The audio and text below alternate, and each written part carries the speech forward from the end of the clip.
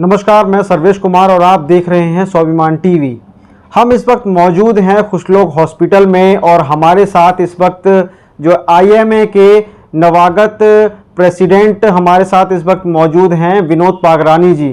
तो आइए हम इनसे बात करते हैं, क्योंकि अभी अभी ये आईएमए के प्रेसिडेंट चुने गए हैं। क्या इनकी आगे भविष्य को लेकर इनकी योजनाएं हैं? देखिए, बरेली आईएमए एक देश की और प्रदेश की प्रतिष्ठित संस्था है जी। और यहाँ का अध्यक्ष बनने का मतलब मैं बनने पे बहुत अपने आप को गौरवान्वित महसूस कर रहा हूँ। निश्चित ही आईएमए का जो उद्देश्य है वो है अपने जो डॉक्टर्स, हमारा जो डॉक्टर्स कम्युनिटी है, उनके हितों की, उनके जो चीज़ें हैं, सुरक्षा भाव की चिंता सबसे प्रायोरिटी ज़्यादा है। संग ही संग जो हमारा जिस हिसाब से स्ट्रेंथ बढ़ रही है, आईएमए बरेली का एक नया भवन हम लोग बनाने की तैयारी कर रहे हैं रामगंगा विहार योजना में जी। उसके लिए हम लोगों ने पहले लैंड लिया था। जब मैं सचिव कार्यकाल पे तब हमने वो लैंड लिया था और उस लैंड को अगली टीम ने परचेज़ किया था। उस पर हम अब ड्राइंग बनाने की तैयारी कर रहे हैं ताकि हम भविष्य के हिसाब से एक बड़ा भवन बना पाएँ। डॉक्टर्स की मीटिंग्स संबंधित, जिसमें हम लोग बड़ी मीटिंग्स कर पाएँ, जैसे आने वाले 15 साल 20 साल में हमारी स्ट्रेंथ अच्छी खासी हो जाएगी तो हम लोग 1000-2000 डॉक्टर्स की बैठक भी इकट्ठे 3000 डॉक्टर्स की बैठक भी कर पाएँ उसमें। इस तरह का हम भवन उसमें बनाने की तैयारी करेंगे ताकि हमें भविष्य के हिसाब से हमारे को वो संस्थान हर तरह से, हर सुविधा से परिपूर्ण हो।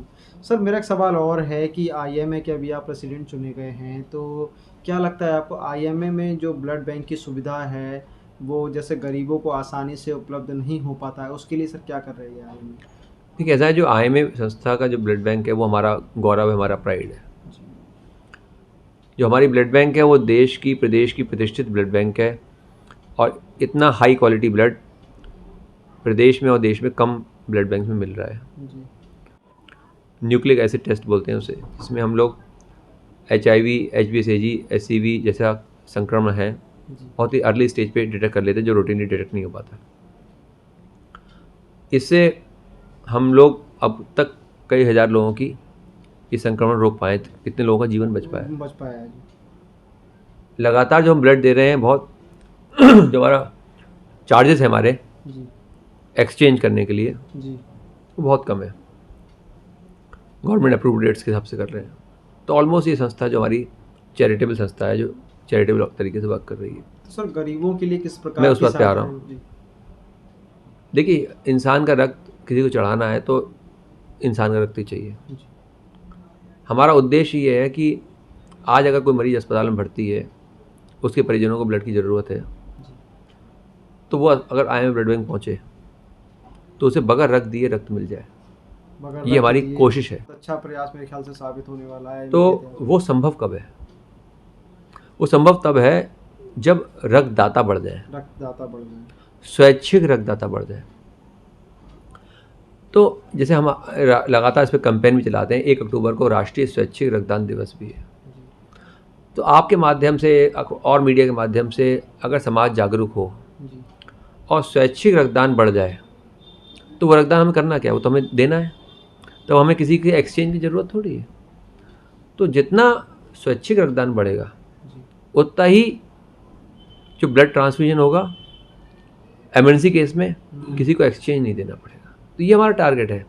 ये टारगेट एक दिन में अचीव होने वाला नहीं है, एक साल में अचीव होने वाला नहीं, ये कंटिन्यूस प्रोसेस है और ये हम सबको मिलकर करना चाहिए। तो ये एक टारगेट है जो खाली हमारा टारगेट नहीं, ये पूरा देश भर का, विश्व भर का टारगेट है हर जगह, कि जो डोनेशंस हो 100% वॉलंटरी हो, मजबूरी पे अटकी पे ना हो जी, मतलब होने चाहिए। जैसे किसी के पास कोई डोनर नहीं है तो हम उनको दिलवाते हैं मतलब ये कभी भी हमेशा कोई, देखो, रक्त में कोई गरीब और अमीर नहीं है जी।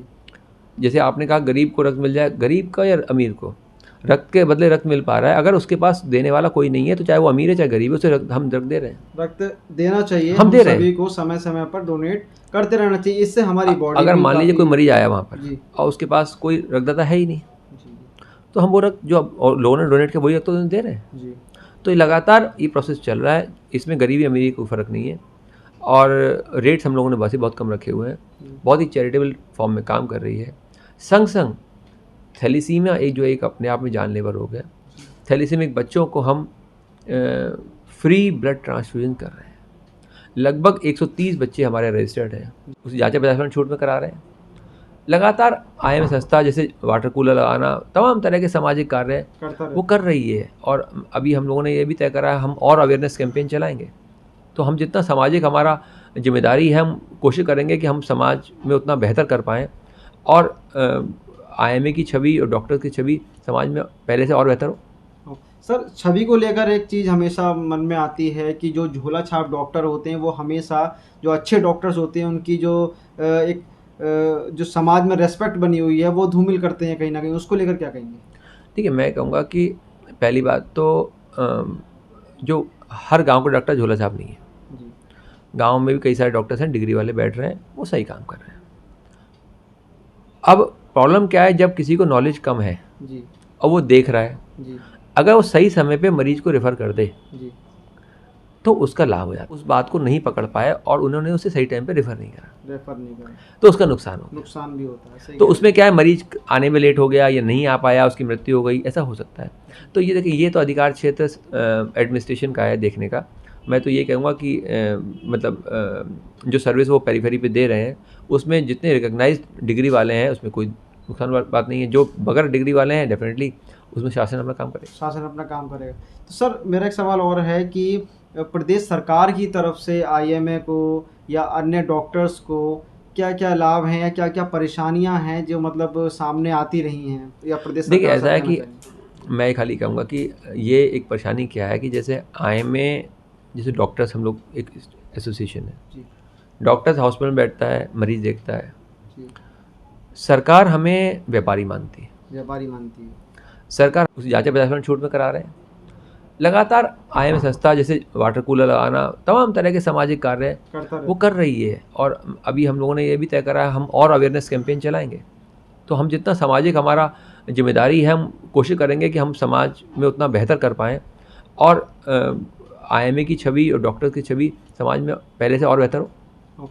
सर, छवि को लेकर एक चीज़ हमेशा मन में आती है कि जो झोला छाप डॉक्टर होते हैं वो हमेशा जो अच्छे डॉक्टर्स होते हैं उनकी जो एक जो समाज में रेस्पेक्ट बनी हुई है वो धूमिल करते हैं कहीं ना कहीं, उसको लेकर क्या कहेंगे?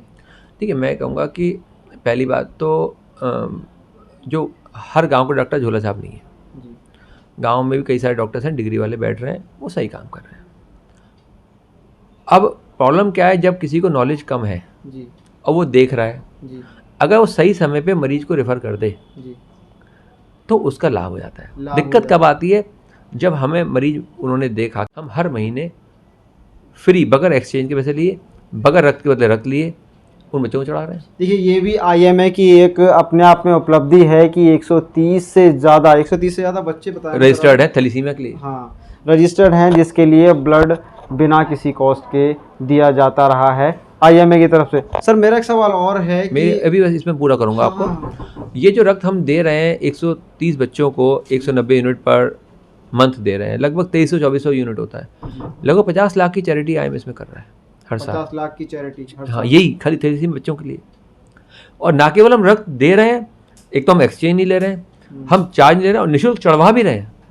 उनको हमारे IMA के डॉक्टर्स अपने अस्पतालों में निःशुल्क चढ़वा रहे हैं।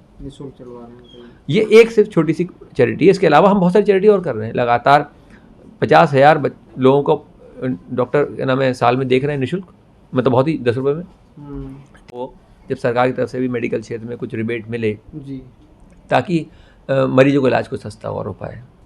या अब तो खैर एक अच्छी चीज़, बहुत अच्छी चीज़ जो आदरणीय हमारे प्रधानमंत्री मोदी जी और हमारे मुख्यमंत्री योगी जी द्वारा जो प्रदेश में चल रही है वो Ayushman card. Sir, Ayushman card को भी मेरा एक सवाल है उसको लेकिन आयुष्मान योजना बहुत अच्छी योजना है जी, और लाखों लोगों से लाभान्वित हो रहे हैं। सर, आप भी जो है आयुष्मान कार्ड के तहत लोगों का इलाज करते हैं। ये एक बहुत अच्छी बात है कि डॉक्टर बागरानी साहब जो है आयुष्मान कार्ड के तहत भी गरीबों का इलाज करते हैं, जिससे काफ़ी सहूलियत मिलती है लोगों को, और सरकार की भी एक योजना जो है कहीं ना कहीं सफल होती दिखाई दे रही है।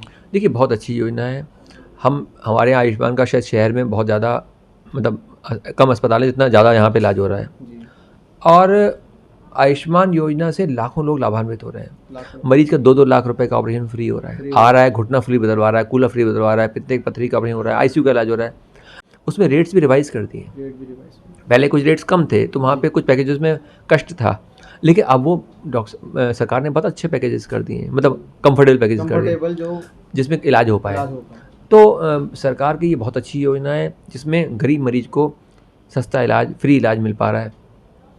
आयुष्मान से तो टोटल फ्री है इलाज उसका, और मैं समझता हूँ कि अब आने वाले टाइम में सरकार उसे और भी क्षेत्रों में कवर कर रही है। तो ये बहुत ही अच्छी योजना है और अच्छा कदम है जिसमें सरकार का। एक तरह से प्राइवेट प्रैक्टिशनर सरकार के पैसों की मदद से एक गरीब मरीज का इलाज कर रहे हैं। गरीब मरीज। सर मेरा एक सवाल और है, इससे पहले विमल भारद्वाज जी भी आईएमए के अध्यक्ष रह चुके हैं, क्या कुछ आप लोगों को उनसे सीखने को मिला है? देखिए, डॉक्टर विमल साहब अपने आप में बहुत डायनेमिक डॉक्टर हैं, बहुत इंटेलिजेंट, उन्होंने पूरा साल बहुत अच्छा कार्य किया है। और वेट कोई लाभ कोई नहीं सपोर्ट नहीं होता है। अच्छा, सरकारी तरफ से हमारे पास जो टैक्स है वो भी कॉमर्शियल वाला सारा टैक्स है, मशीनों पे टैक्स पूरा है। हमें किसी तरह का सहूलियत अगर हम कहें सरकार से, हमें ये रियायत है कि आप मेडिकल क्षेत्र में हैं, इलाज कर रहे हैं, तो आपको कुछ ये एक्स्ट्रा बेनिफिट ऐसा नहीं है। कोर्ट हमें सीपीए एक्ट में मानती है, कंज्यूमर मतलब मरीज को कंज्यूमर मानती है। माने हम किसी मरीज का इलाज कर रहे हैं तो मरीज हम पे केस कर सकता है केस कर सकता है कि हम उसका इलाज अच्छा नहीं हुआ।